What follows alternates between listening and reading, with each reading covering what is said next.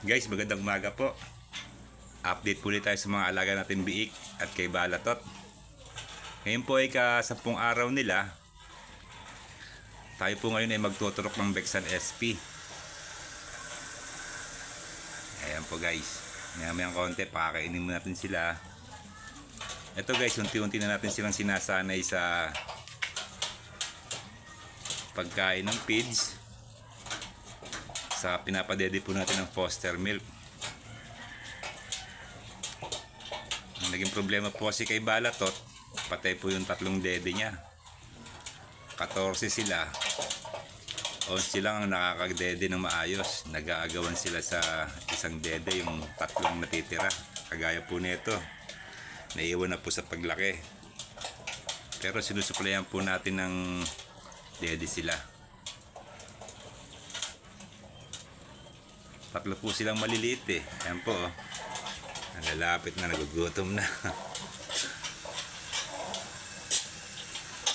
Wait nyo lang. Ito po guys, si Balatot.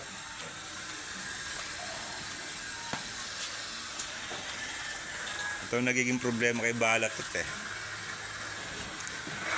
Minsan namamatayan siya ng walang supply, kagaya nito guys oh. Kaya tuloy etong tatlo sa hulian, walang supply ng gatas eh, patay eh. Kaya kawawa yung maliliit eh, talagang may iwanan sa paglaki. Pero hindi natin pinababayaan, pinapadede rin po natin sila ng foster milk.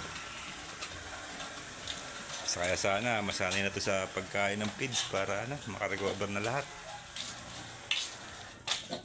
Ito guys, papainom natin ng foster milk. Oh, inom muna. Inom na yung mga yan eh. Kita mo yung si banchot oh. Dahil hindi nakakadede, talagang gutom.